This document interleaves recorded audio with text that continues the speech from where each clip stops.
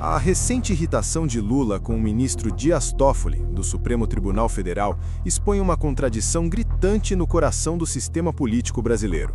Segundo reportagem da Folha de São Paulo, o presidente chegou a dizer a aliados que Toffoli deveria deixar a corte por causa da condução do inquérito sobre o Banco Master, uma instituição acusada de fraudar mais de 40 bilhões de reais. O caso envolve desvios gigantescos, quebra de sigilo total imposta pelo ministro e suspeitas de favorecimento a figuras ligadas ao Centrão, ao MDB e até ao próprio PT na Bahia. O mais irônico é que foi o próprio Lula quem indicou Toffoli para o STF em 2009, durante seu segundo mandato. Na época, Lula elogiava o jovem ministro como alguém preparado e alinhado aos ideais progressistas. Agora, 15 anos depois, Lula se diz decepcionado e cobra publicamente transparência, chegando ao ponto de sugerir aposentadoria ou renúncia. A pergunta que fica é simples: por que só agora o presidente se incomoda com decisões que protegem poderosos? A resposta aparece quando olhamos o contexto. Toffoli impôs sigilo absoluto ao processo, mesmo após reportagens revelarem que familiares dele, irmãos e um primo, tinham participação em fundos de investimento parceiros do Banco Master. Além disso, o ministro viajou de jatinho com advogados envolvidos no caso e manteve a relatoria apesar das suspeições evidentes. Para qualquer cidadão comum, isso cheiraria a conflito de interesses. Para o STF, parece rotina. Lula, por sua vez, faz discursos inflamados sobre justiça social, dizendo que não é possível que o pobre seja sacrificado enquanto um cidadão do Banco Master deu um golpe de 40 bilhões de reais. Palavras bonitas, mas vazias, quando lembramos que o mesmo Lula foi beneficiado diretamente por decisões do Supremo que anularam condenações da Lava Jato, devolvendo-lhe direitos políticos. Naquele momento, o sigilo e a lentidão processual foram úteis. Hoje, quando o caso não envolve diretamente aliados próximos, viram motivo de crise. Essa mudança de postura revela um padrão claro. O governo atual só cobra rigor quando o investigado não faz parte do seu círculo de proteção.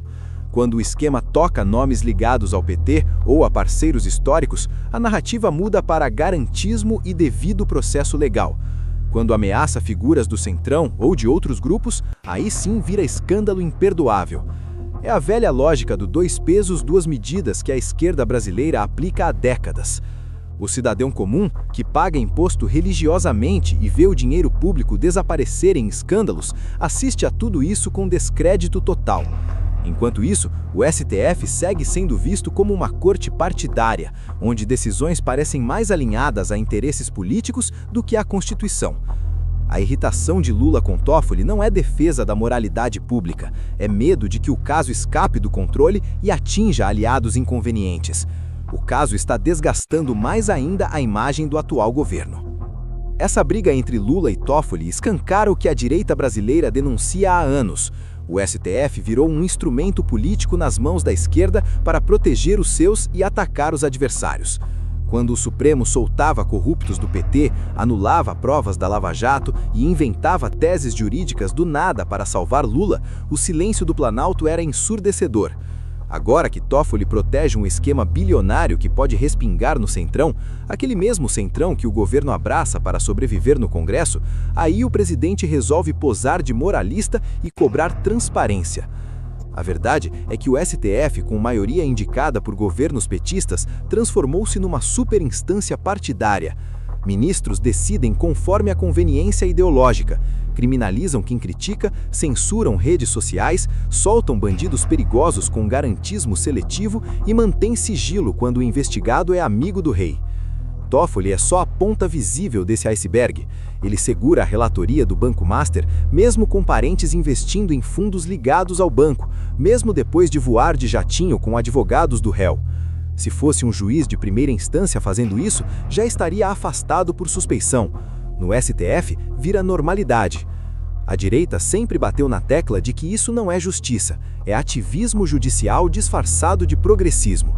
Enquanto o Supremo gasta tempo regulando o discurso na internet e perseguindo conservadores, crimes graves como o desvio de 40 bilhões de reais do Banco Master ficam no sigilo eterno. O resultado é um Brasil onde o crime compensa para quem tem padrinho político. Traficantes são soltos por excesso de prazo, mas cidadãos comuns que postam opinião forte viram alvo de inquérito eterno. Esse caso é a prova viva de que o modelo atual está podre. Precisamos de uma reforma profunda no judiciário, como a direita defende há tempos. Mandato fixo para ministros do STF, fim das indicações políticas diretas, quarentena obrigatória para ex-ministros que viram advogados de luxo e mecanismos reais de controle externo.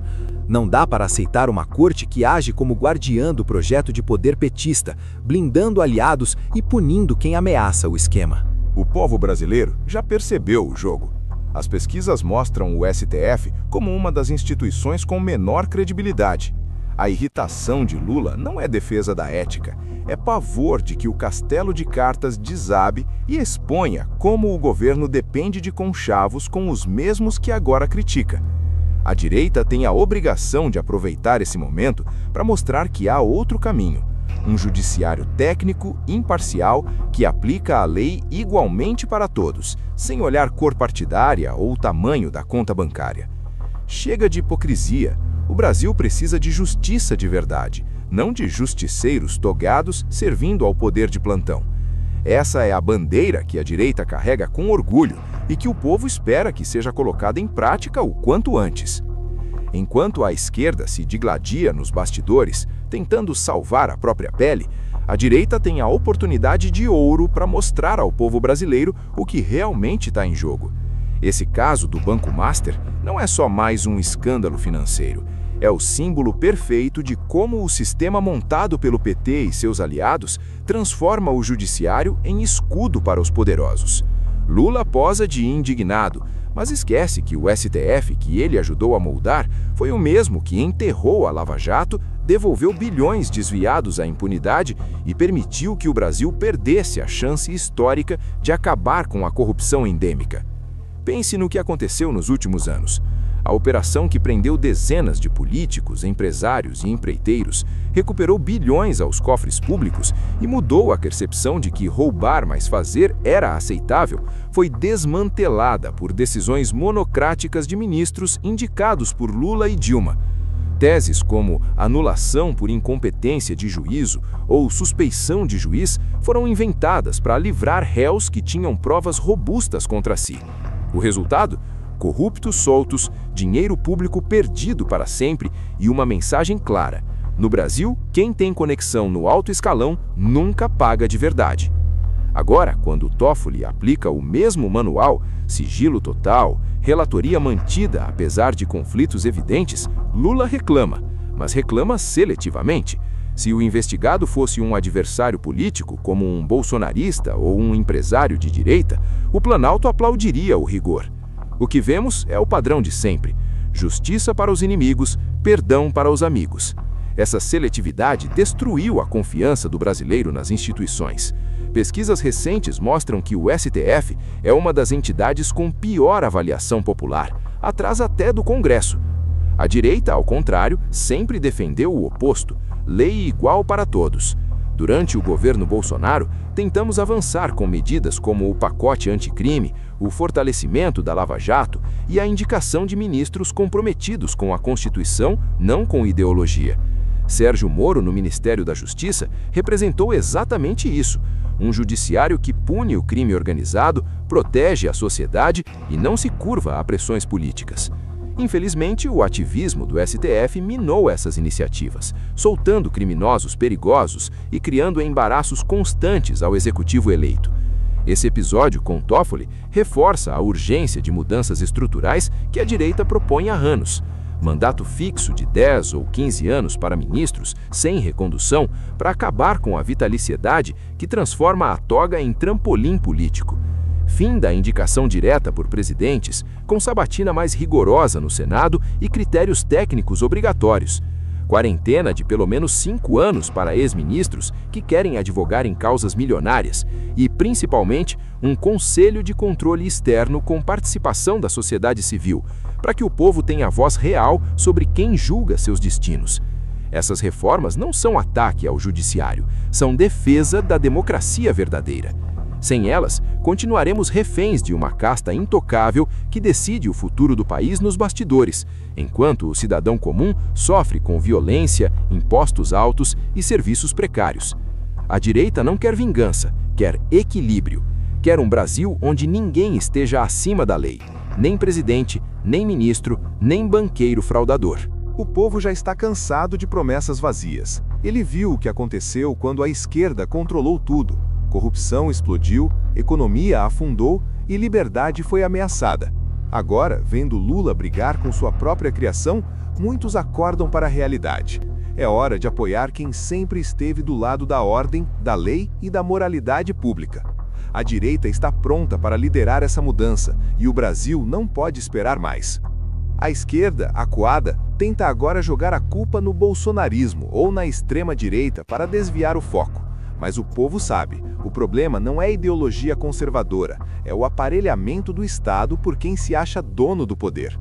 Lula indicou Toffoli, Dilma indicou outros, e juntos transformaram o STF numa extensão do projeto petista de dominação perpétua.